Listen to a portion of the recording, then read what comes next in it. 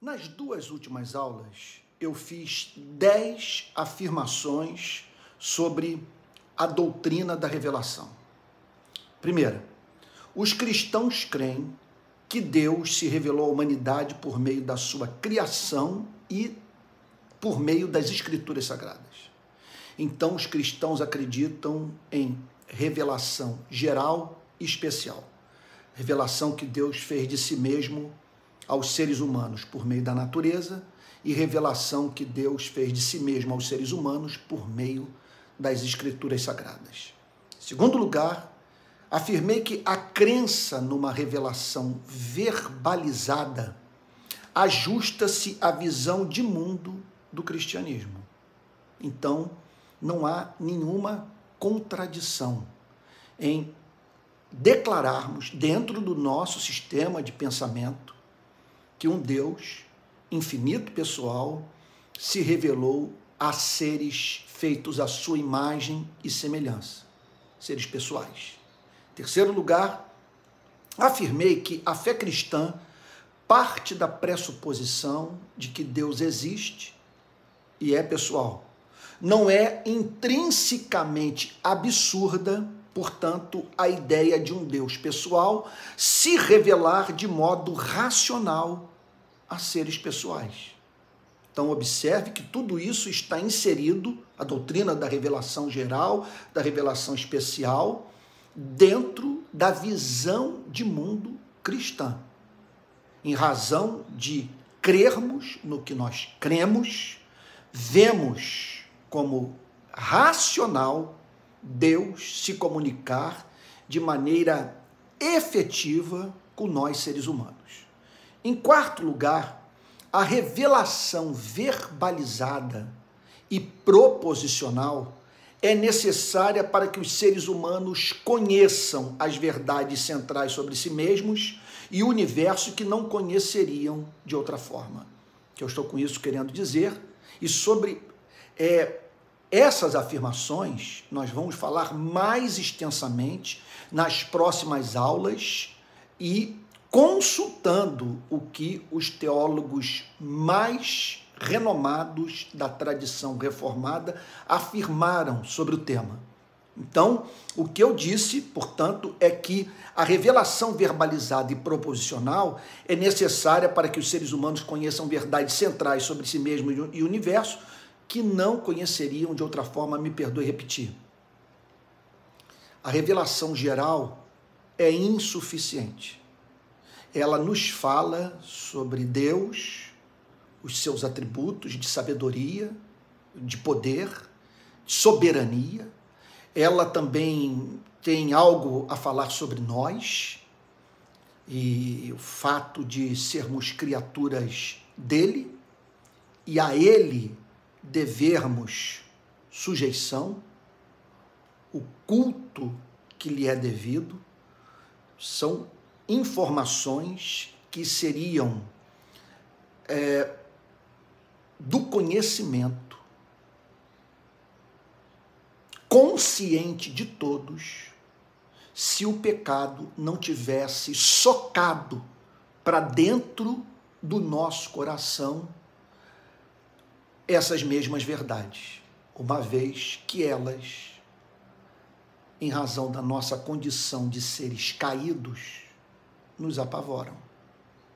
Porque tudo que nós queremos é banir da nossa mente a ideia, banir das nossas vidas, do nosso ser integral, a ideia de que existe um Deus a quem devemos prestar contas das nossas ações.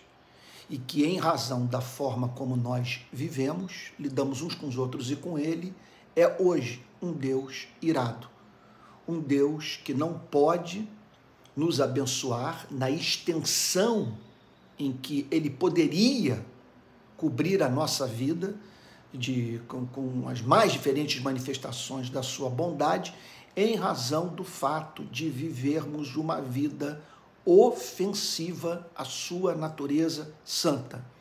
Nós cristãos não podemos ter vergonha de fazer declarações como essas, porque basta olhar para o estado da humanidade para chegarmos à conclusão de que o veredito bíblico está baseado em evidência empírica.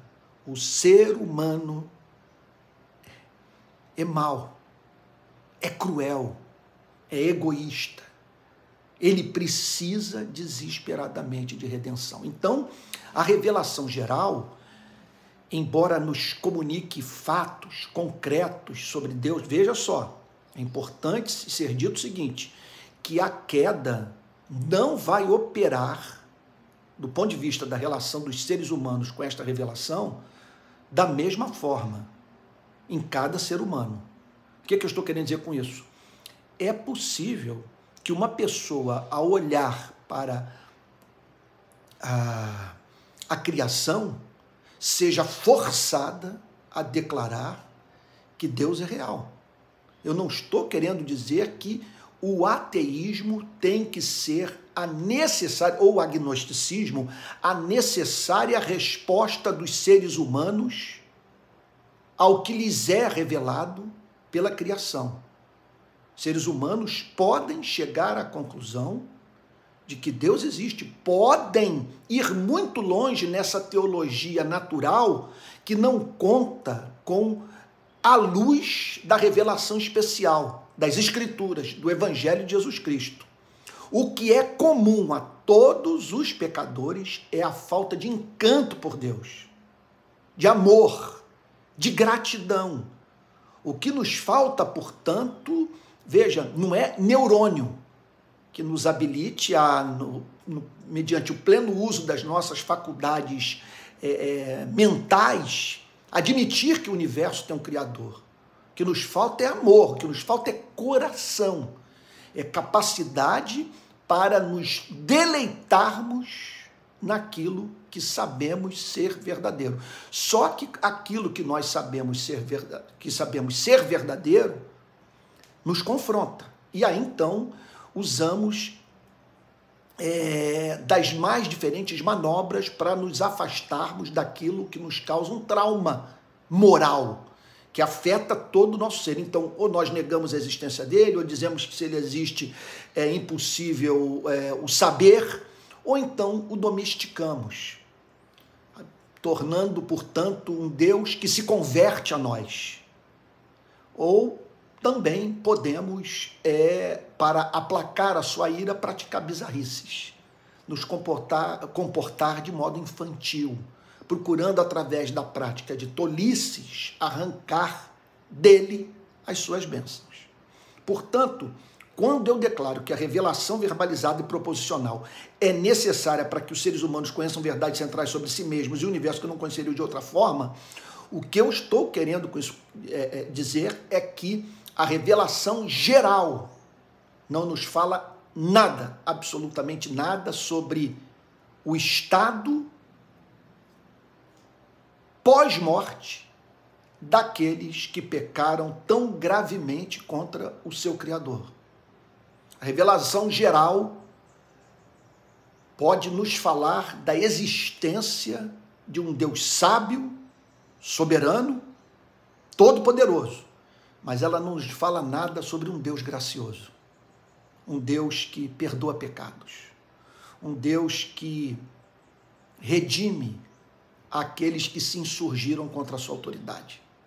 Então, em quinto lugar, eu declarei nas duas aulas anteriores que a investigação filosófica, sem o auxílio da revelação escrita, não é suficiente para que os seres humanos saibam quem são, de onde vieram e para onde vão.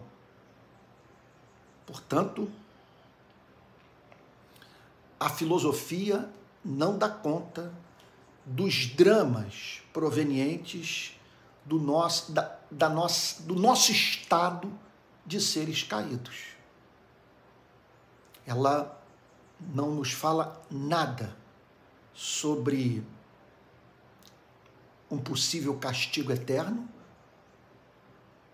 que Deus é capaz de aplicar na vida daqueles que se rebelaram contra o seu Criador, ou na extinção de suas vidas, eles simplesmente serem pulverizados, não passarem mais a existir. Quer dizer, a investigação filosófica, ela encontra uma barreira intransponível. E devido ao fato da espécie humana não ter acesso a essas informações que só nos chegam por meio do Evangelho, a nossa condição é de desespero, é de angústia, é de um sofrimento que só pode ser mitigado pela mensagem de Jesus Cristo. Sobre isso eu vou falar com mais clareza mais adiante. Então, a investigação filosófica sem o auxílio da revelação escrita não é suficiente para que os seres humanos saibam quem são, de onde vieram e para onde vão. Em sexto lugar, eu também declarei que a ausência de respostas para as questões existenciais supramencionadas torna a busca pela felicidade um devaneio. Esqueça completamente a ideia de o ser humano encontrar felicidade sem Bíblia, sem Escritura, sem Evangelho, sem Jesus Cristo. A morte, por exemplo, bate na cara de todos nós, nos esbofeteia. Nos momentos de mais intensa felicidade, quando, por exemplo, você se vê na companhia dos seus filhos, ou de pessoas que você ama, sabe, vivendo algo que reputa como especial, uma voz gélida lhe faz uma pergunta: até quando? Até quando? Portanto, apesar de a ausência de respostas para as questões existenciais, quem somos, de onde viemos, para onde vamos, em especial, essas três perguntas à luz da nossa condição de seres caídos, torna a busca pela felicidade um devaneio. Ninguém jamais demonstrou como que o ser humano pode ser feliz no mundo no qual a morte tem a palavra final. E, portanto, remetendo os seres humanos para uma pergunta cuja resposta, sabe, é dramática, é trágica, é angustiante. Se tudo termina no túmulo, qual é o sentido de toda a nossa luta? Sabe? Ninguém compreendeu isso melhor do que o apóstolo Paulo quando ele declarou: se não há ressurreição dentre os mortos, comamos e bebamos, que amanhã morreremos.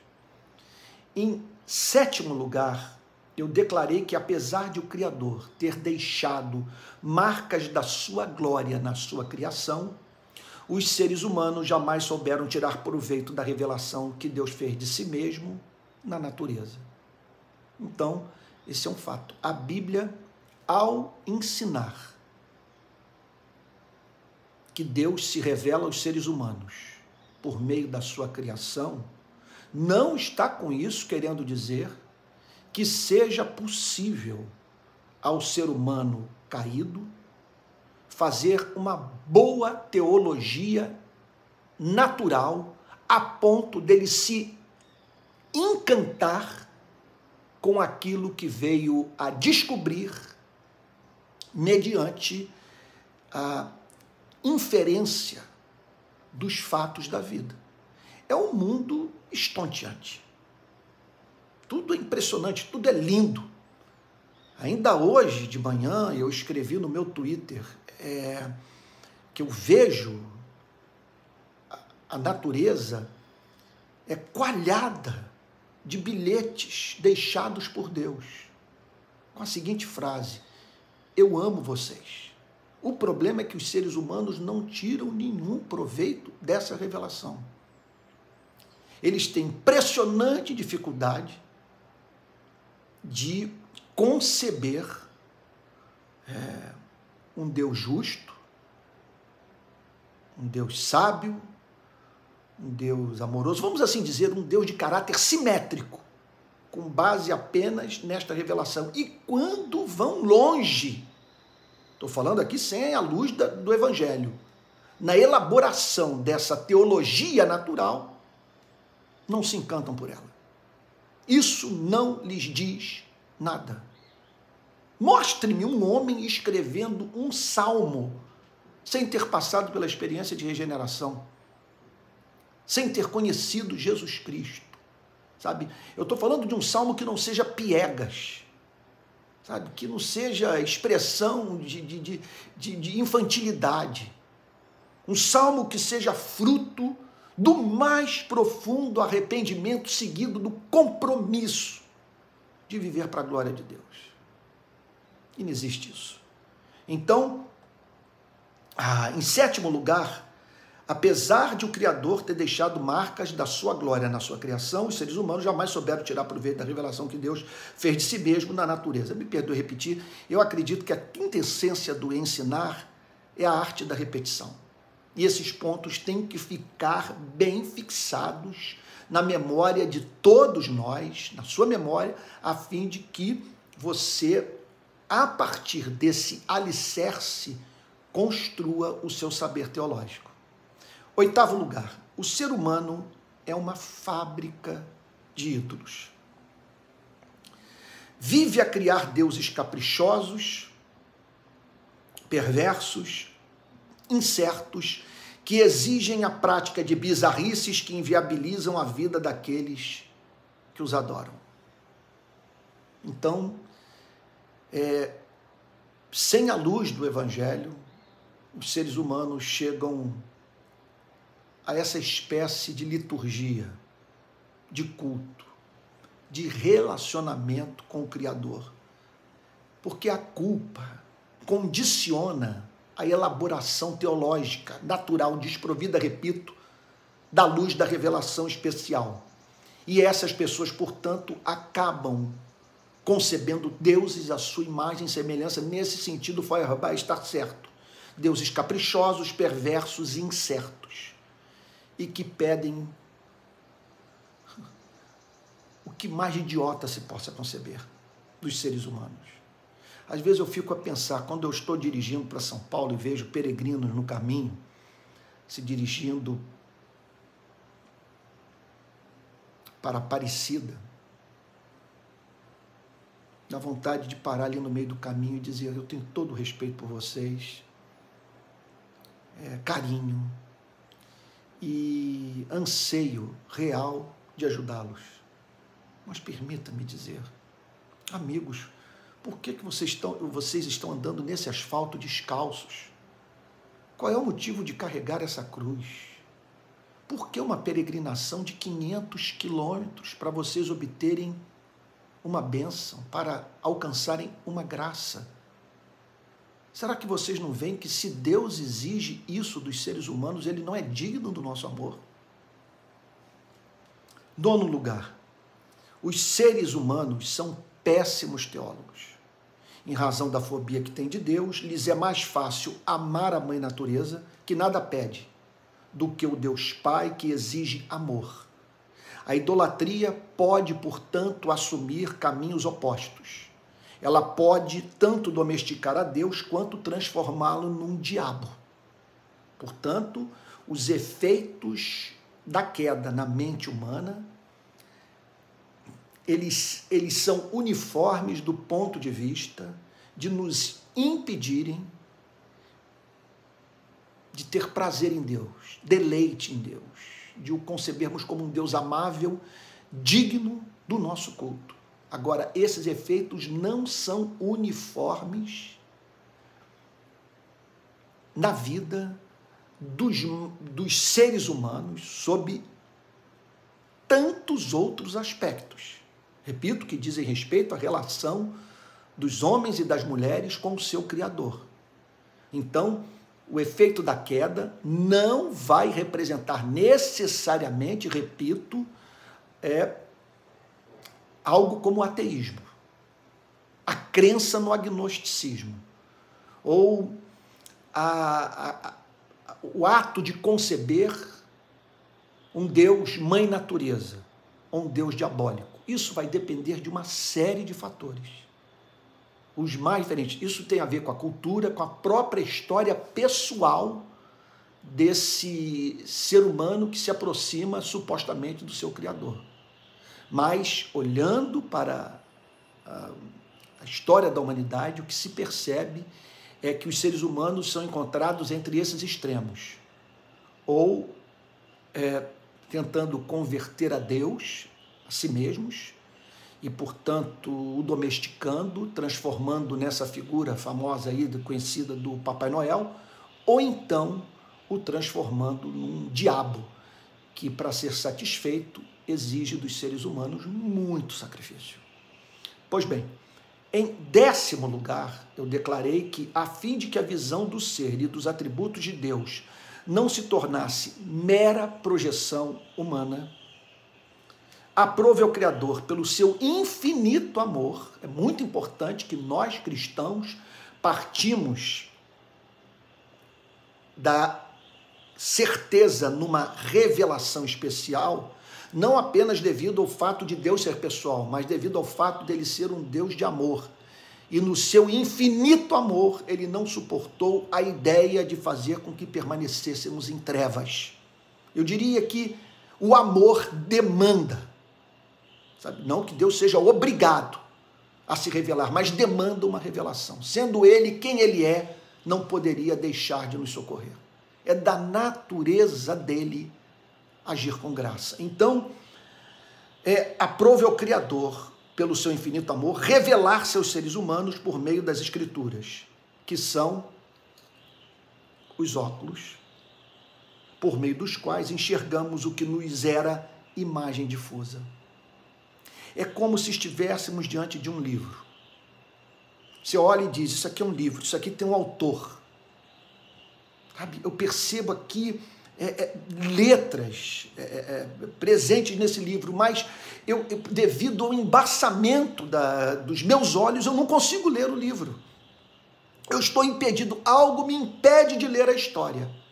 O que o Evangelho faz pela ação do Espírito Santo, nunca o Evangelho só, porque a Bíblia sem o Espírito Santo é um livro fechado. O que o Evangelho faz pela ação do Espírito Santo é abrir os nossos olhos. É botar essas lentes que nos permitem ler a história toda. Louvado e exaltado seja o nome do nosso Deus. Vamos agora para um ponto totalmente novo. Em 11º lugar, podemos afirmar também, note que tudo isso aqui é preâmbulo para o mergulho na teologia, para o contato com os autores. Na verdade, é o seguinte, para que vocês conheçam a fonte do meu plágio, porque nada disso foi inventado por mim. Eu digo que eu gostaria de ter chegado a essas conclusões sozinho. Eu cheguei a elas por meio da ajuda da igreja. Qual igreja? Aquela que é composta por esses homens extraordinários, que deixaram como legado para os cristãos a sua produção teológica. Os livros que escreveram, os sermões que redigiram e as mensagens que proferiram dos púlpitos de suas igrejas. Então vamos agora para a 11ª afirmação. Deus não permitiu que permanecêssemos na escuridão. E essa é a nota de esperança do cristianismo. O cristianismo parte da firme convicção de que Deus não deixou os seres humanos entregues à escuridão. Isso é muito comovente. O que o cristianismo diz é o seguinte, é que há luz e que, se fizermos da busca pelo conhecimento de Deus a obsessão das nossas vidas, nós vamos saber onde essa luz se manifestou, onde essa verdade se fez presente da forma mais simétrica, mais equilibrada, mais bela, mais justa, mais santa. É claro que só estão habilitados a fazer essa busca e reconhecer essa excelência na revelação os regenerados. E sobre a doutrina da regeneração nós vamos falar daqui a alguns meses. Então, Deus não permitiu que permanecêssemos na escuridão.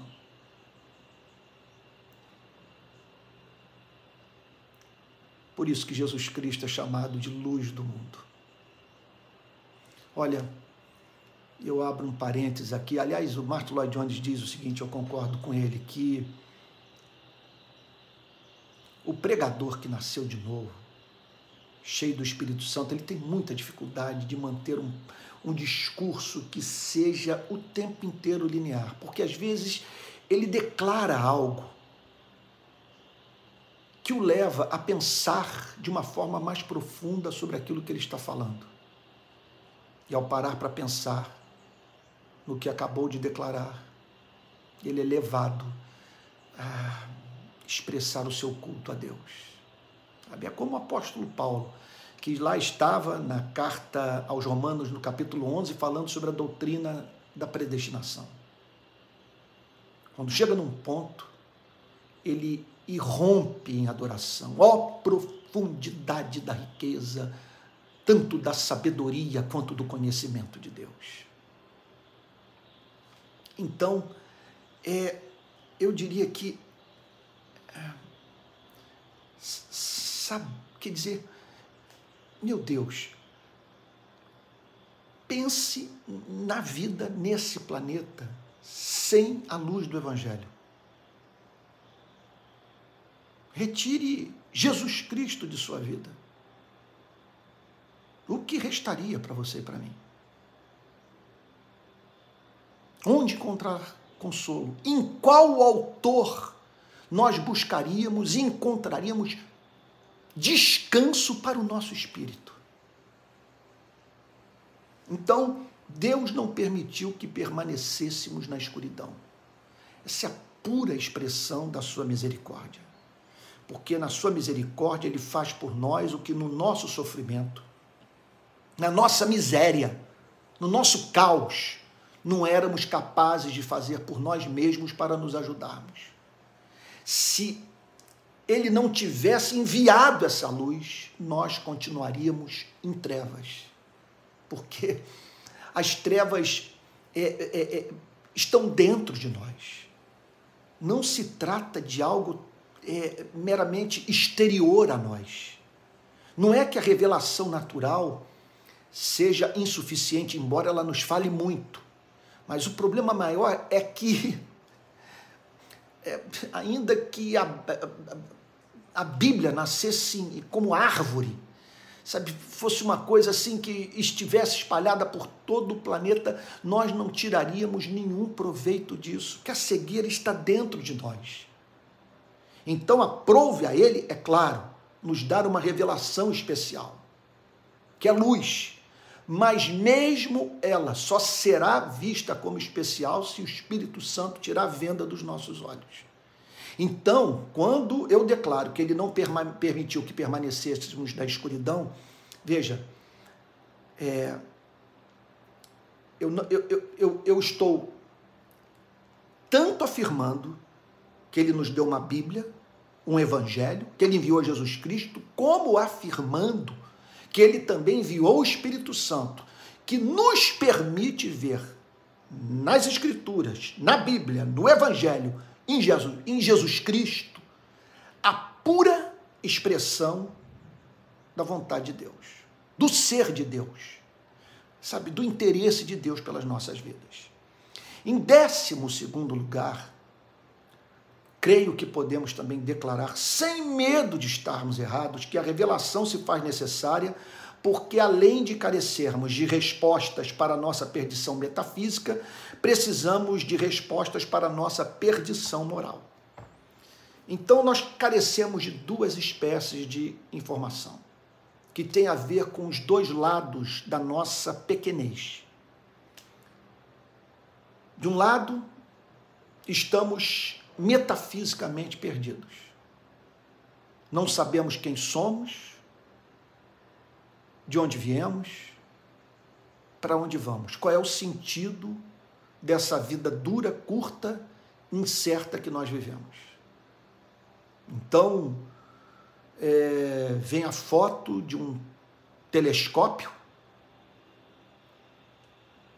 encontrado na periferia do sistema solar, como aquela imagem enviada pela Voyager 1, e tomamos conhecimento do fato de que nós habitamos num grão de arroz insignificante, de um azul pálido, de que dentro desse grão estamos nós. Aí somos levados a fazer a afirmação, deixa eu pegar aqui, a afirmação de Davi, no Salmo 8, quando ele diz assim: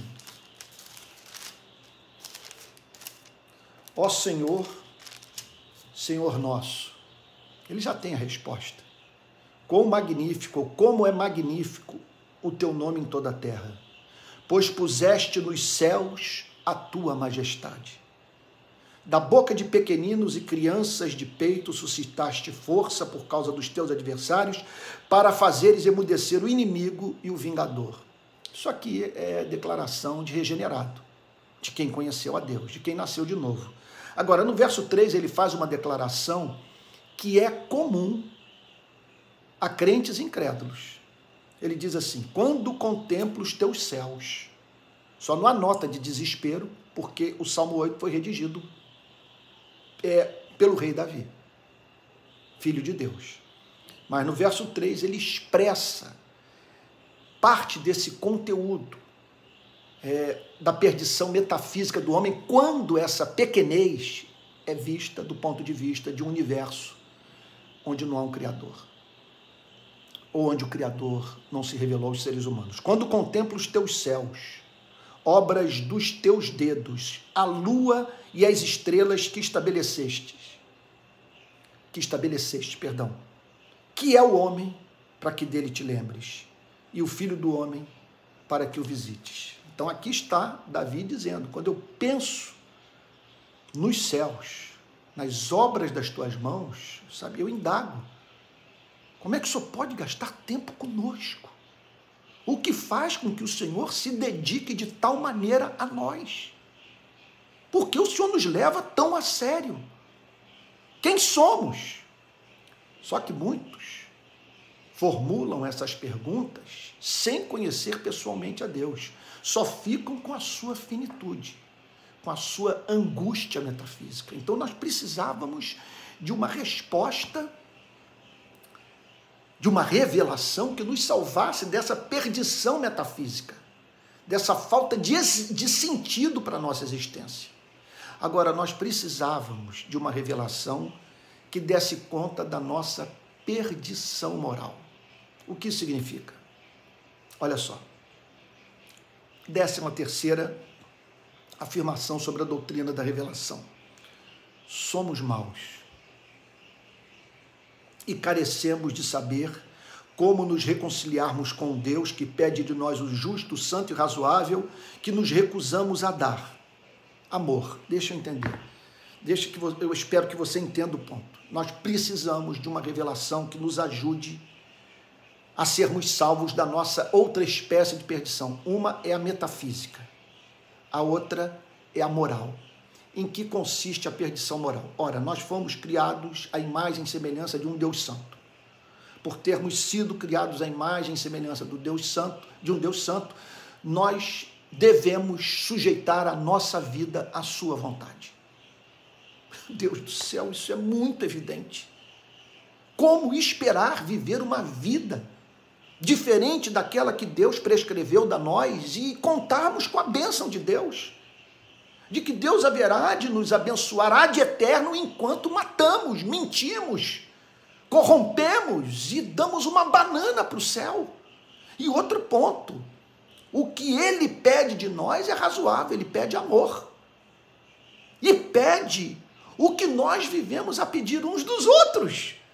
E aí que está a nossa perdição, porque, conforme eu disse essa semana, aí nas redes sociais, nós somos uns Moisésinhos descendo todos os dias do Monte Sinai com as tábuas da lei nas mãos, condenando pessoas. Só que a cada momento, quando proferimos uma sentença moral, sabe, essa mesma declaração, essa sentença vai para um livro. Sabe, que é quer dizer, que é o livro que você e eu estamos escrevendo com os nossos julgamentos morais. Um dia, esse livro será lido para você e para mim. Tudo que nós proferimos, todos os julgamentos que emitimos, serão ouvidos por nós. E uma pergunta nos será feita: o que você tem a dizer sobre a forma como viveu, à luz do que passou a vida inteira cobrando do próximo? Você está entendendo que nós precisamos de redenção? Nós precisamos de uma resposta, de uma saída para a nossa perdição moral, porque o que nós fizemos é grave. Nós nos insurgimos contra um Deus amável, que nos pede o que é razoável, que é o sustentador do nosso batimento cardíaco.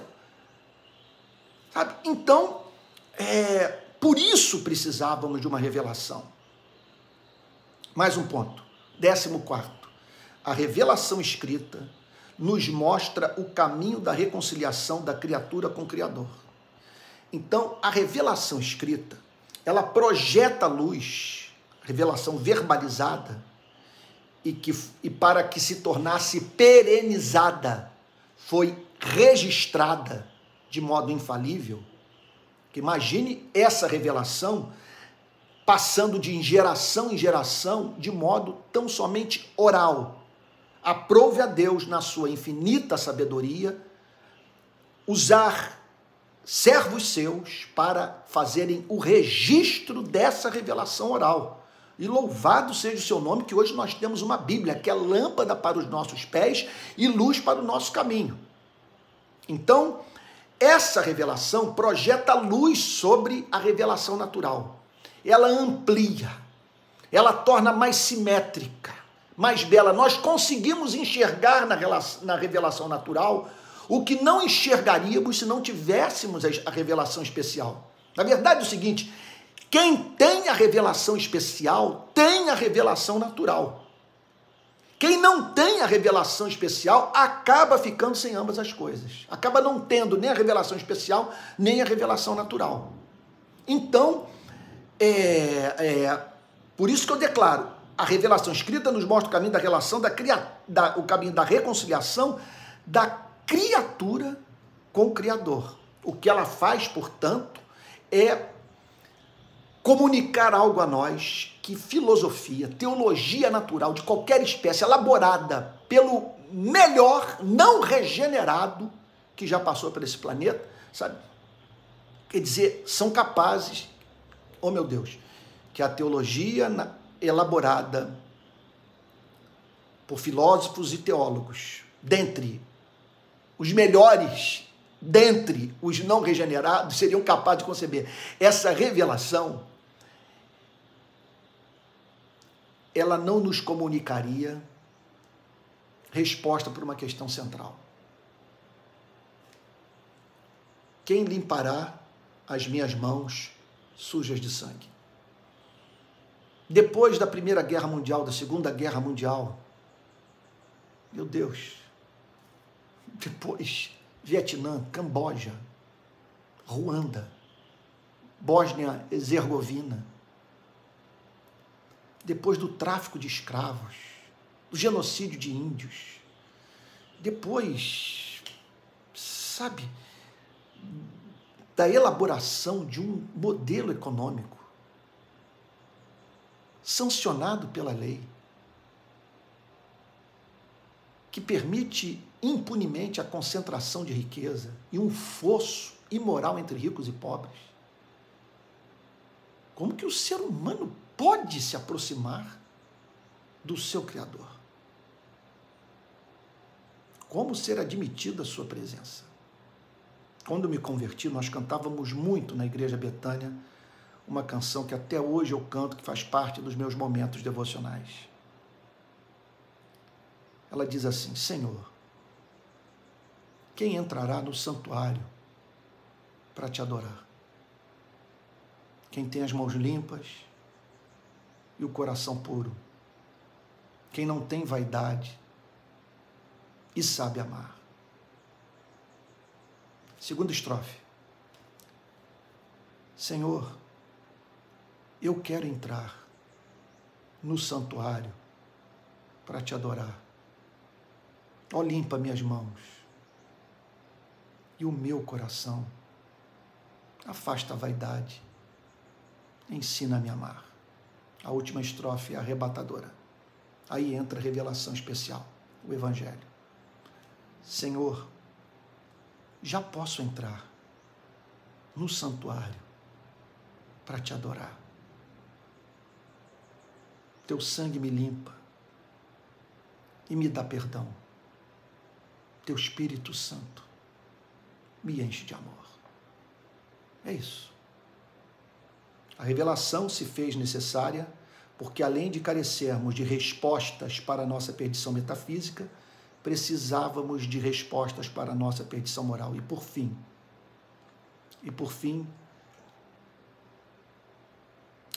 perdão, gente. Perdão, eu pulei aqui. Olha só, esse aí foi o 12º ponto.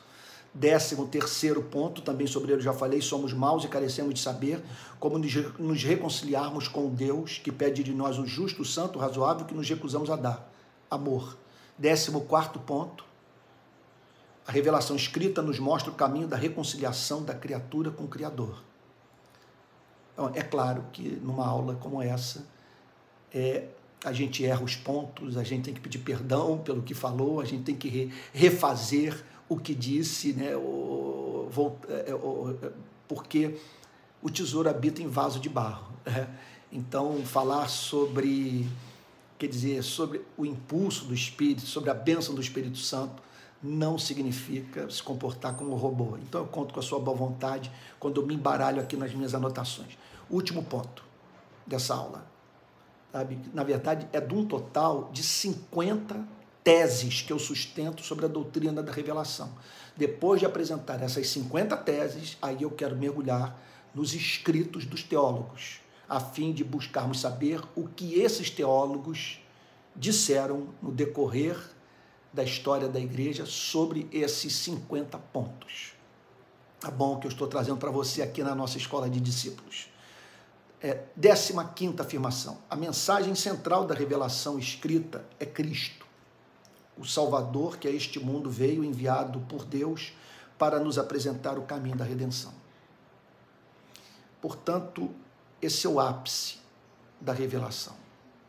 A revelação escrita aponta para uma pessoa. O objetivo do cristianismo não é nós nos relacionarmos com a Bíblia, mas com o mundo sobre o qual a Bíblia fala. Acima de tudo, com a pessoa sobre a qual a Bíblia dá testemunho. Jesus Cristo. Jesus Cristo é apresentado nas Sagradas Escrituras como aquele que veio para cumprir a lei por nós. Era necessário, mais adiante eu vou explicar isso exaustivamente, quer dizer, na extensão mais ampla que minha capacidade me permite fazer. Jesus Cristo veio para cumprir a lei por nós, porque era necessário que um da nossa espécie cumprisse a lei no nosso lugar. Amasse a Deus, amasse ao próximo. Bom, com isso ele cumpre o pacto das obras. Ele cumpre essa aliança como nosso representante. Ele faz o que Adão não conseguiu fazer. Adão no paraíso não cumpriu o pacto das obras. Cristo no inferno cumpriu o pacto das obras. Mas Cristo não apenas viveu uma vida sem pecado. Ele não é apenas chamado de o Cordeiro Santo. Aliás, ele é chamado de Cordeiro Santo também porque ele foi imolado. Ele foi oferecido como sacrifício. Deus ofereceu a si mesmo o sacrifício do seu único filho a fim de poder se reconciliar conosco. Então, em toda religião, o homem é visto trazendo uma oferta nas suas mãos para comprar o favor do Criador.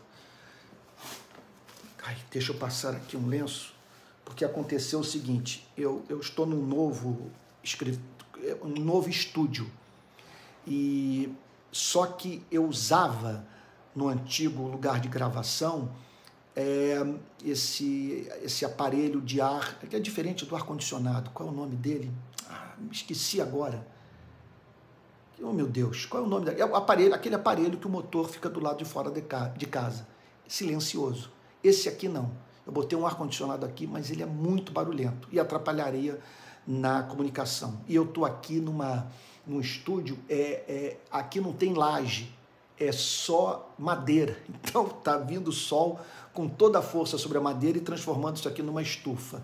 Eu vou terminar logo para que a minha imagem não fique desagradável para você. Então, Cristo cumpriu a lei, mas era necessário que ele não apenas cumprisse o pacto de obras por nós, era necessário que ele comprasse essa redenção com seu sangue. Era necessário que ele cumprisse a nossa dívida. Era necessário que ele cumprisse a exigência da lei. A lei exige a morte do pecador. A lei exige que a morte satisfaça a justiça de Deus. E quem morreu foi o Cordeiro. O único ser humano que sofreu injustamente. Ele não merecia, mas livre, espontaneamente, ele se ofereceu como propiciação pelos nossos pecados. O que é propiciação? É o ato de tornar Deus propício aos seres humanos. É o ato de, portanto, de satisfazer as demandas da justiça de Deus, a fim de que Deus se torne propício ao homem. E ele conseguiu fazer isso. Aquilo que esmolas, ofereceu o corpo para ser lançado numa fogueira por causa de alguma causa. Pense na maior extravagância que um ser humano possa fazer em nome do que quer que seja. Extravagância moral, um autossacrifício monumental. Nada disso poderia comprar essa redenção. Que a Bíblia ensina que era necessário que um de nós morresse. E para tal, essa é a grande mensagem da revelação especial. Deus enviou o seu Filho, de modo que na cruz Deus desvia a sua ira de nós mesmos e a traz para si, punindo os nossos pecados nele, na pessoa do seu único Filho, a fim de nos oferecer um perdão justo, a fim de que ele pudesse perdoar e ao mesmo tempo manter a sua justiça. Você está entendendo por que precisávamos de uma revelação especial? Você está entendendo por que essa revelação especial é considerada absolutamente amável pelos redimidos? Porque ela fala sobre Jesus Cristo, o amor da nossa vida. Tá bom? Então é isso. Temos mais aí, então, 35 afirmações para fazer. E depois o mergulho nas obras dos teólogos. Tá bom? Até a próxima aula. Deus te guarde.